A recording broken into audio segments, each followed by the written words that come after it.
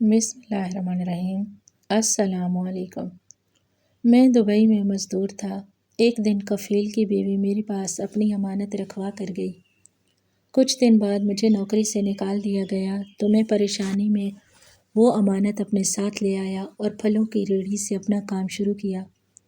کچھ سالوں میں ارب پتی بن گیا۔ ایک دن اچانک کفیل کی بیوی کو پھٹے پرانے کپڑوں میں دیکھا تو ان کی امانت لوٹانے لگا۔ وہ بولی، ایک بار کھول کر تو دیکھتے۔ میں حیران ہو کر جو ہی وہ بیگ کھولا تو پاؤں تلے سے زمین نکل گئی۔ میں دبئی میں مزدوریاں کرتا تھا، اپنے گھر والوں کا پیٹ پال رہا تھا۔ پردیس رہنا میرے لیے انتہائی مشکل تھا۔ مجھے اپنے گھر والے بہت یاد آتے تھے، مگر ان کی آسان زندگی کے لیے پردیس کاٹنا میری مجبوری تھی۔ دبئی میں رہتے ہوئے مجھے 6 مہینے گزر چکے تھے، مگر ابھی تک میرا دل نہیں لگا تھا۔ پھر ان دنوں میری ملاقات کفیل نامی ایک مزدور سے ہوئی۔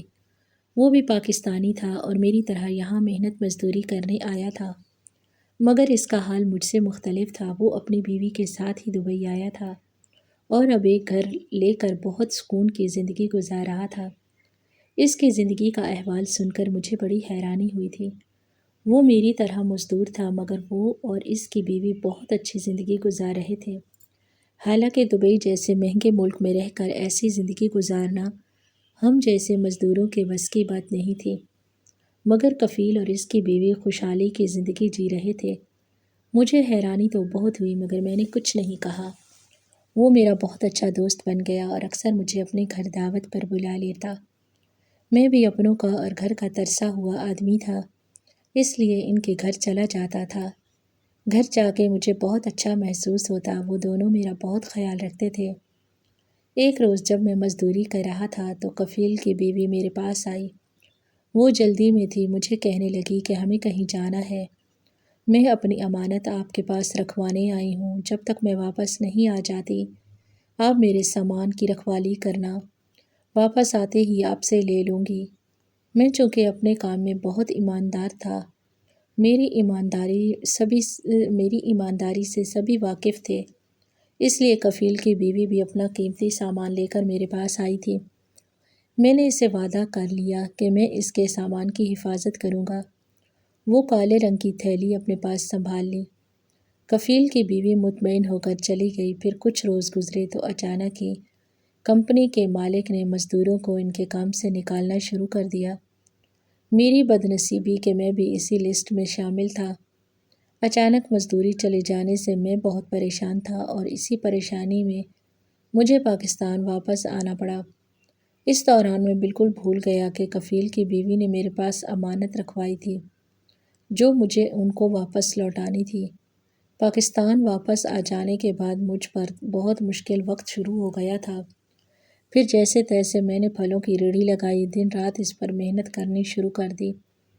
چند سالوں میں اپنے کاروبار کی وجہ سے بہت امیر ہو چکا تھا۔ میرے پاس روپے پیسے کی کمی نہیں رہی۔ تبھی ایک روز میرے سامنے ایک عورت آئی۔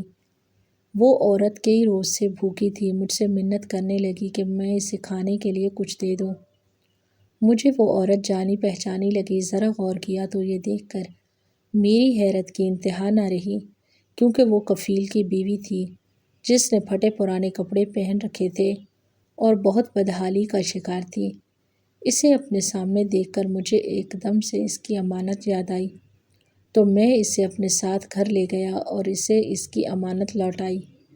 تو وہ عورت بہت حیران ہوئی، مجھ سے کہنے لگی، کتنے ٹائم سے تھیلی آپ کے پاس ہے، آپ نے ایک بار بھی کھول کر نہیں دیکھا اسے کہ ایک بار تو دیکھ لیتے تو آپ کو پتہ چلتا اس میں کیا تھا۔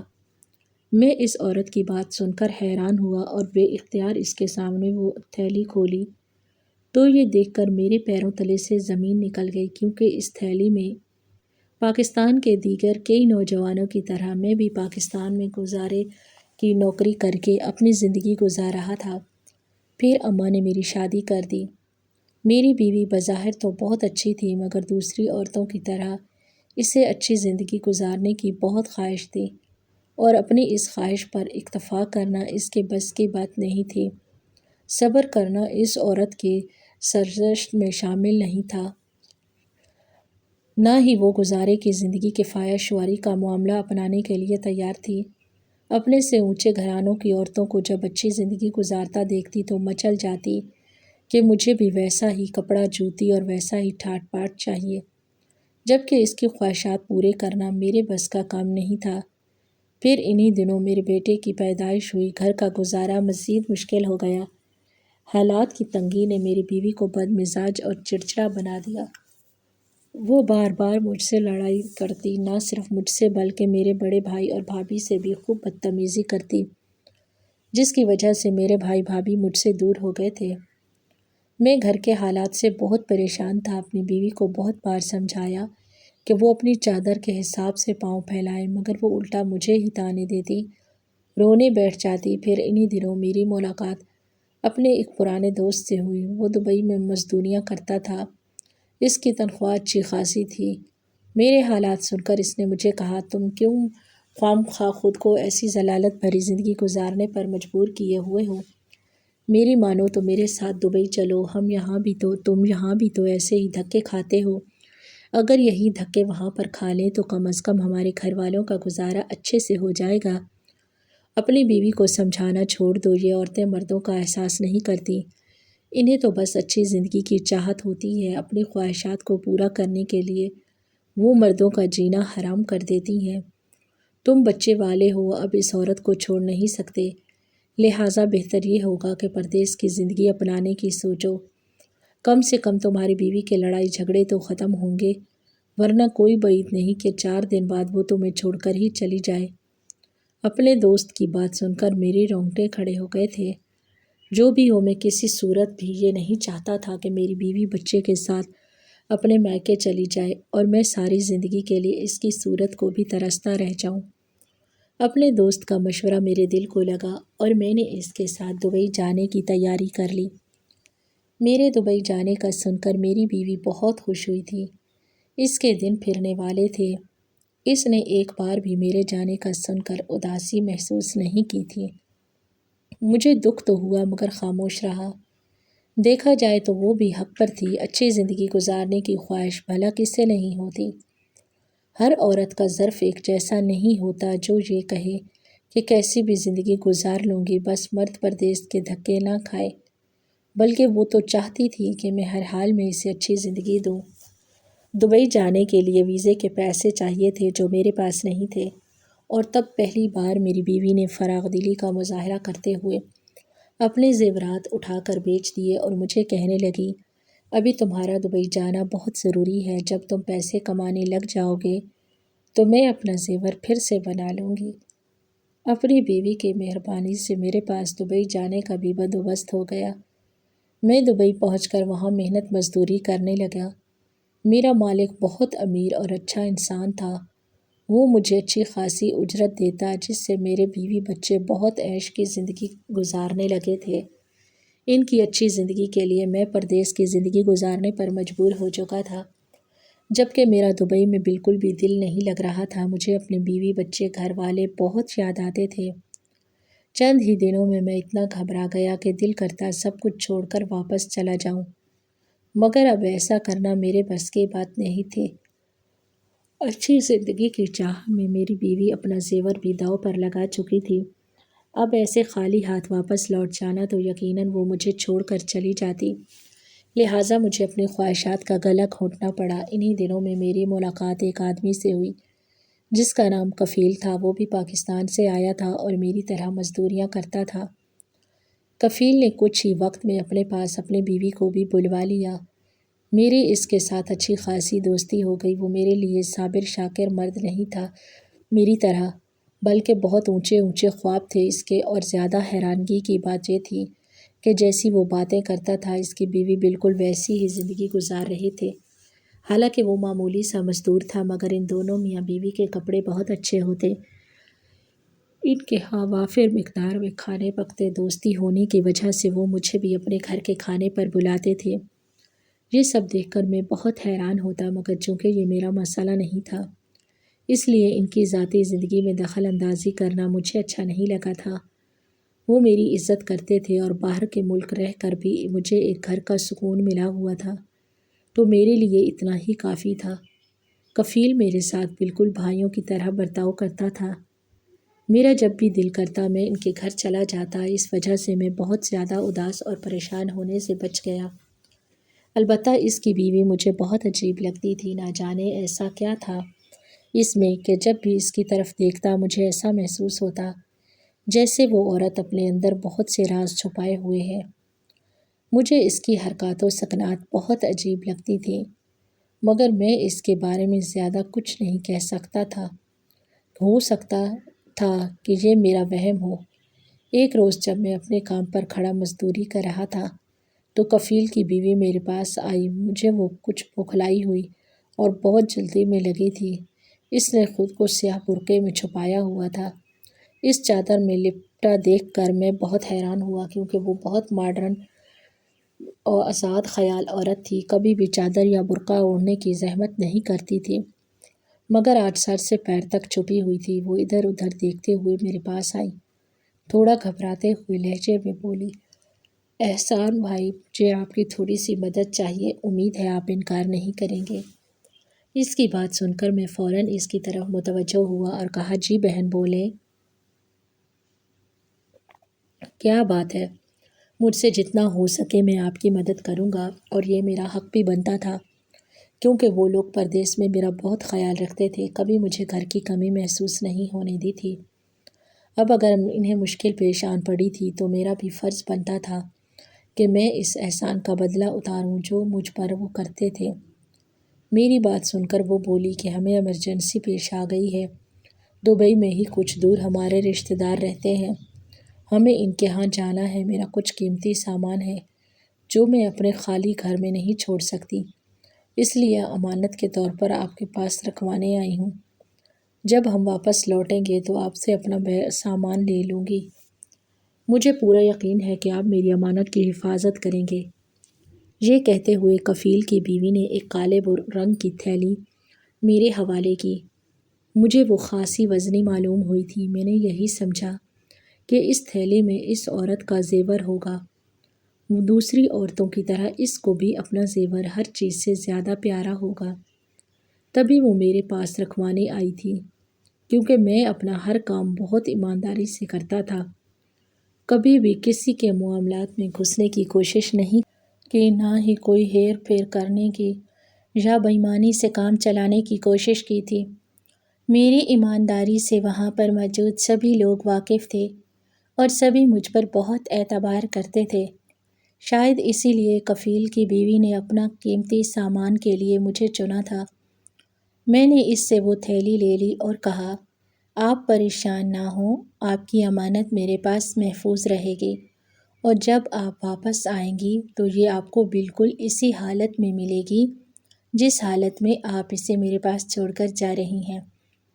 میری بات سن کر وہ ایک دم سے پرسکون ہو گئی اور کہنے لگی، شکریہ احسان بھائی، مجھے بھی یہی امید ہے کہ میرا سامان آپ کے پاس محفوظ رہے گا۔ یہ کہہ کر وہ وہاں سے چلی گئی اور میں بھی اپنا کام ختم ہونے پر اپنے کمرے میں چلا گیا اور وہ کالے رنگ کی تھیلی اپنے سامان والے بیگ میں نیچے تہہ میں چھپا کر رکھ دی تاکہ محفوظ رہے۔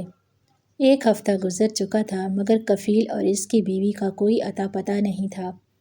سب مزدور اس کے بارے میں عجیب و غریب چہمگوئیاں کر رہے تھے، مگر میں نے کسی بات پر کان نہیں دھرے۔ مجھے وہ عورت بتا گئی تھی کہ ان کے یہاں پر رشتہ دار موجود ہیں اور وہاں کوئی پریشانی آ گئی ہے، اسی وجہ سے وہ لوگ گئے ہیں، تو ظاہر ہے انہیں وہاں پر کچھ ٹائم بھی لگے گا۔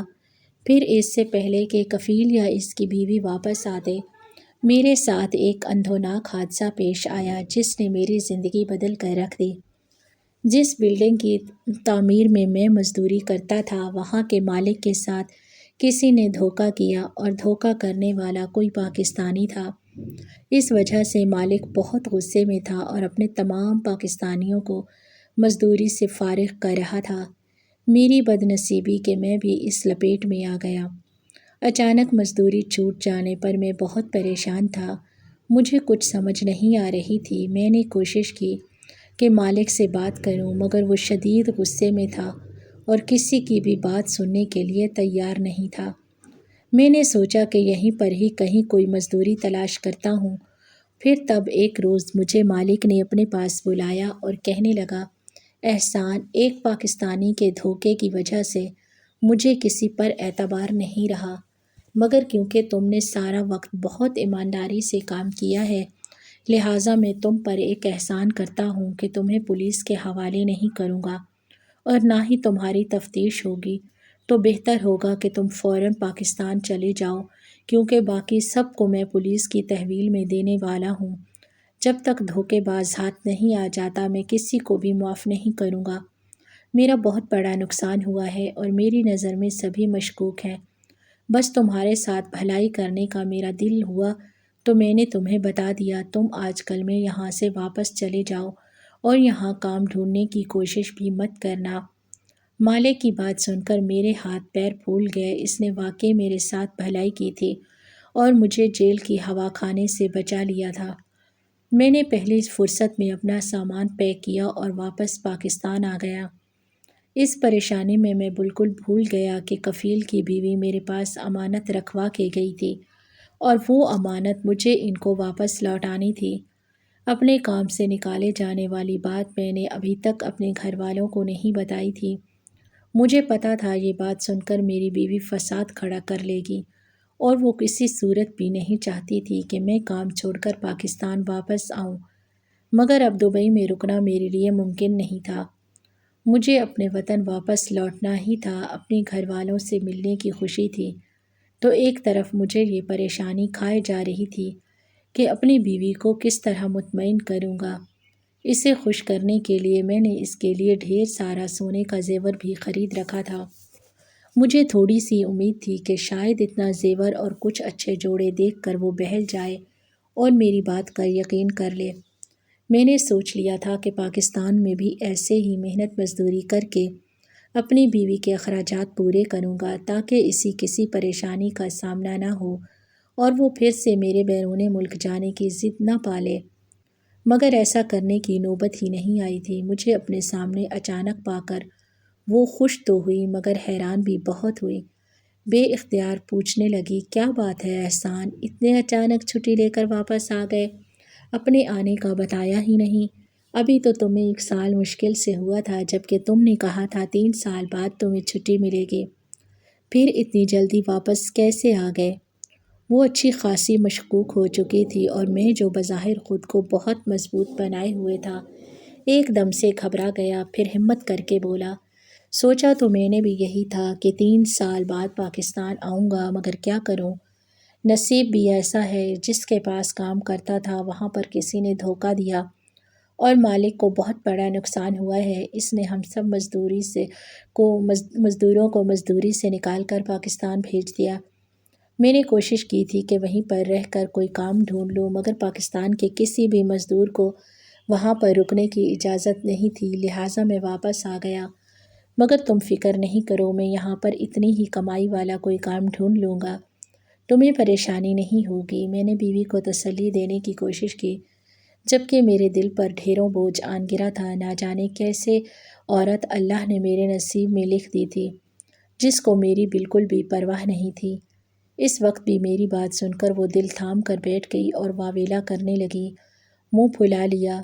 میرے بھائی بھابھی بھی میری بیوی کی بد مزاجی سے مجھ سے قطع تعلق کر چکے تھے۔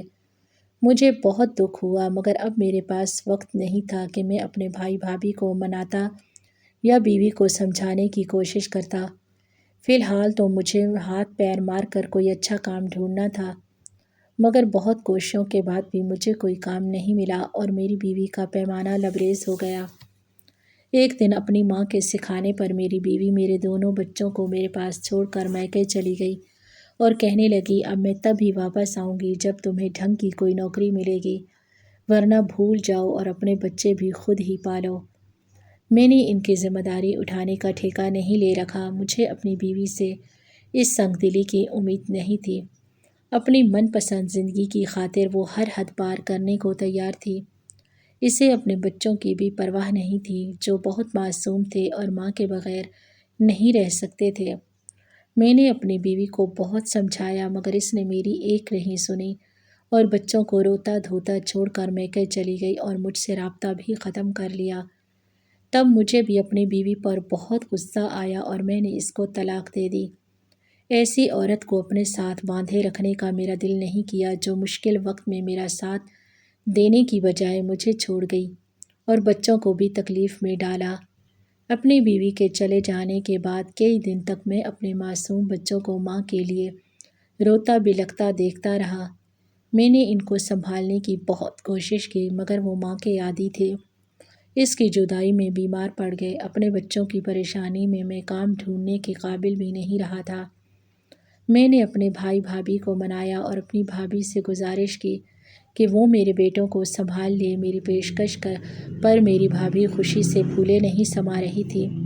اس کی ویران گود میں 2 پھول سے بچے آ گئے تھے، اسے بھلا اور کیا چاہیے تھا؟ وہ بہت پیار سے میرے بچوں کو سنبھالنے لگی۔ اس کی محبت اور شفقت سے میرے بچے بھی سنبھل گئے۔ ان کو ماں کی آغوش مل چکی تھی۔ ایک روز میری بھابھی نے میرے سامنے ایک عجیب سی شرط رکھی۔ اس نے مجھے کہا کہ میں تمہیں اپنا زیور دیتی ہوں، تم وہ بیچ کر اس سے کوئی کاروبار کر لو۔ تم ایماندار ہو، تمہارا کام بہت جلد بڑھے گا، اور پھر اللہ اور اس کے رسول نے بھی تو کہا ہے اپنا کاروبار کرو، کاروبار میں بہت برکت ہوتی ہے۔ میں اپنا زیور کی واپسی کا تم سے مطالبہ نہیں کروں گی۔ جب بھی تم اس کے قابل ہو جاؤ تو مجھے میرا زیور لوٹا دینا۔ اس کے بدلے تم اپنے دونوں بیٹے ہمیشہ کے لیے مجھے دے دو۔ میں اپنی بھابھی کے دلی جذبات سمجھتا تھا۔ وہ اولاد کی ترسی ہوئی تھی، اسے بچوں کی قدر تھی، جبکہ دوسری طرف میری بدبخت بیوی تھی جو دنیاوی خواہشات کے پیچھے ماں جیسے رشتے کا تقدس پامال کر بیٹھی تھی۔ میں اپنے بچوں کی طرح سے بے فکر ہو گیا اور بھابھی کا زیور بیچ کر پھلوں کی ایک ریڑھی لگا لی۔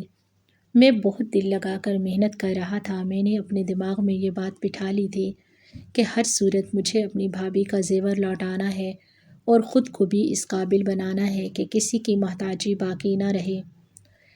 3 سال لگاتار محنت کرنے کے بعد میرے کاروبار میں اتنی برکت پڑی کہ میں ایک سبزی منڈی کا مالک بن گیا۔ میرے پاس روپے پیسے کی ریل پیل ہو گئی تھی۔ میں نے بھائی بھابھی کا گھر بھی اچھے سے سنبھال لیا تھا اور اپنی بھابھی کا زیور سود سمیت لوٹا دیا تھا۔ میرے بیٹے بہت بہترین تعلیم حاصل کر رہے تھے اور بہت اچھی زندگی گزار رہے تھے۔ میری زندگی میں آسودگی اور خوشحالی آ گئی تھی۔ میرے کئی دوستوں نے مجھے دوسری شادی کا مشورہ دیا، مگر ایک عورت کی بے وفائی اور سنگ دلی نے مجھے پتھر دل بنا دیا تھا۔ ایک روز میں سبزی منڈی کے دفتر میں بیٹھا حساب کتاب کر رہا تھا، جب مجھے ایک عورت کی آواز سنائی دی۔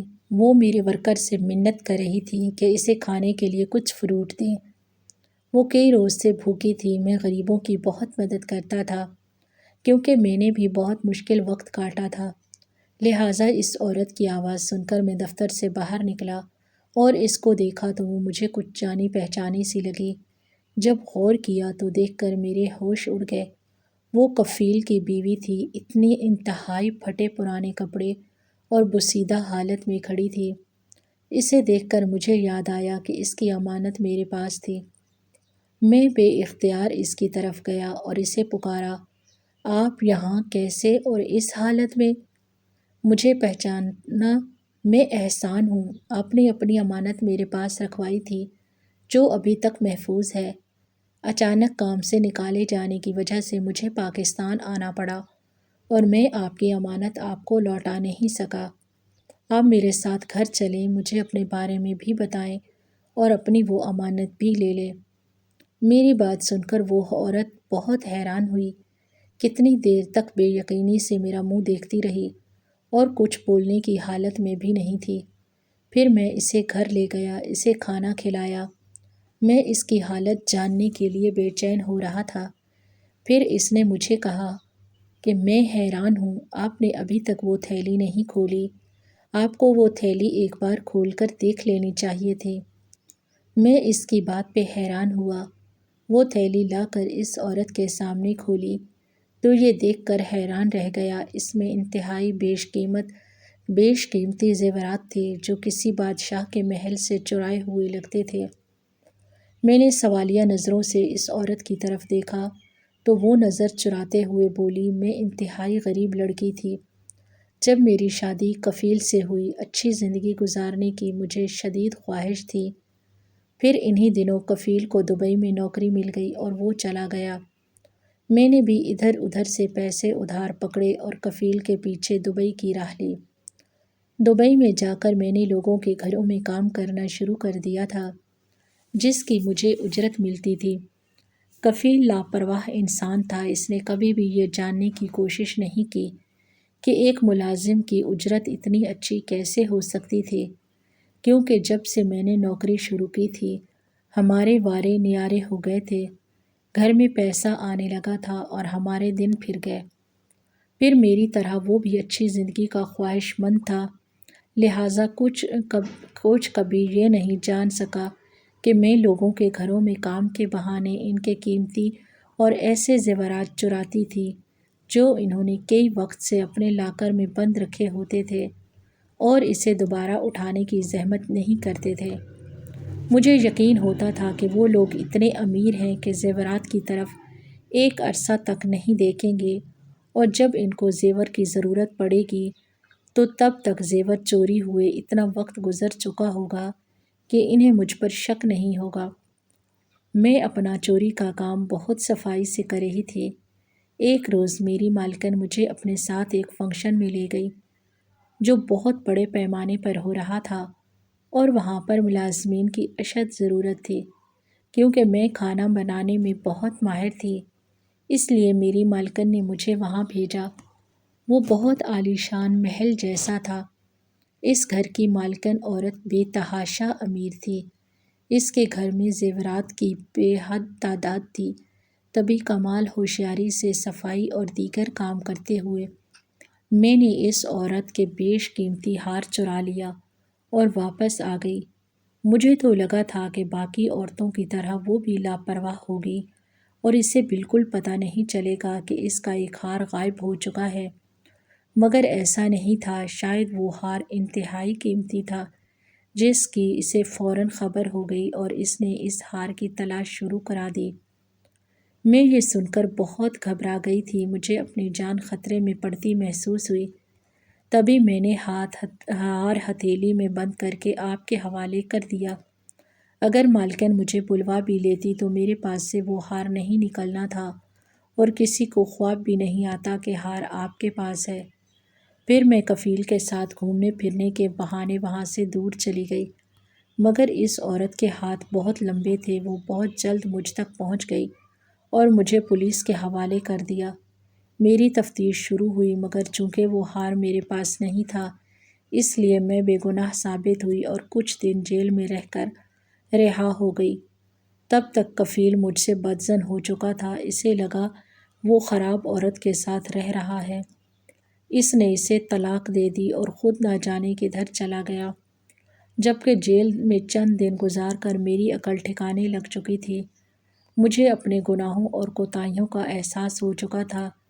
میں اپنے کاموں سے توبہ کر چکی تھی اور عہد کیا تھا کہ کفیل کے ساتھ پاک صاف زندگی گزاروں گی، لیکن شاید اللہ میری توبہ قبول کرنے کے لیے مجھے آزمائش میں ڈال رہا تھا۔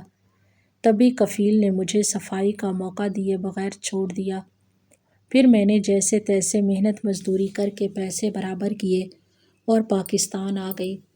پاکستان آنے کے بعد پتہ چلا کہ کفیل نے ہر طرف یہ بات پھیلا دی تھی کہ میں وہاں غلط کاموں میں ملوث ہو کر جیل گئی تھی، لہٰذا سب مجھ سے نفرت کرتے تھے، کوئی بھی مجھے اپنانے کو تیار نہیں تھا۔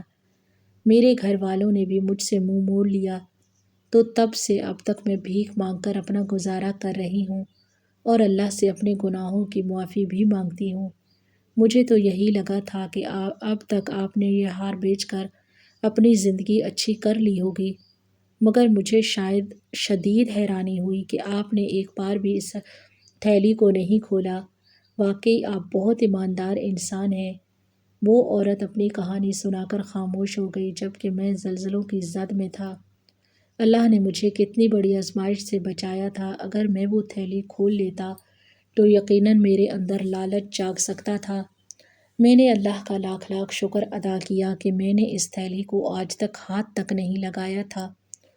وہ عورت واقعی توبہ کر چکی تھی، کیونکہ اس نے ایک بار بھی اس ہار کی طرف نہیں دیکھا تھا بلکہ مجھ سے کہنے لگی کہ ایک احسان اور بھی کر دیں، اس ہار کو کسی سمندر میں بہا دیں۔ مجھے اب ان چیزوں میں کوئی دلچسپی نہیں رہی اور آپ بھی اسے رکھ کر کسی مشکل میں پھنس سکتے ہیں۔ میں اس کی بات سے بہت متاثر ہوا۔ مجھے معلوم تھا کہ جو عورتیں ٹھوکروں سے سنبھلتی ہیں پھر وہ بہت پاک صاف اور پرہیزگار عورتیں بنتی ہیں۔ یہی وجہ تھی کہ میں نے کچھ سوچ کر اس عورت کو نکاح کی پیشکش کی اور اپنی زندگی کے بارے میں بتایا۔ میری بات سن کر وہ حیران ہوئی اور پھر اس نے بھی تھوڑی پیش و پیش کے بعد نکاح کی پیشکش قبول کر لی۔ اسے یقین ہو گیا کہ اللہ نے اس کی توبہ قبول کر لی ہے اور اس کی آزمائش کے دن ختم ہو گئے۔ ایسا ہی حال میرا بھی تھا۔ مجھے بھی یقین تھا کہ اب یہ دوسری عورت صرف میرے ساتھ مخلص رہے گی، کیونکہ اسے دنیاوی چیزوں میں کوئی دلچسپی نہیں رہی تھی، بلکہ وہ اللہ والی بن چکی تھی۔ ہماری آج کی یہ کہانی آپ کو کیسی لگی؟ کمنٹ باکس میں اپنی رائے کا اظہار ضرور کریں۔ مزید اس طرح کی سبق آموز کہانیاں سننے کے لیے ہماری ویڈیو کو لائک کریں، شیئر کریں۔ شکریہ۔ اللہ حافظ۔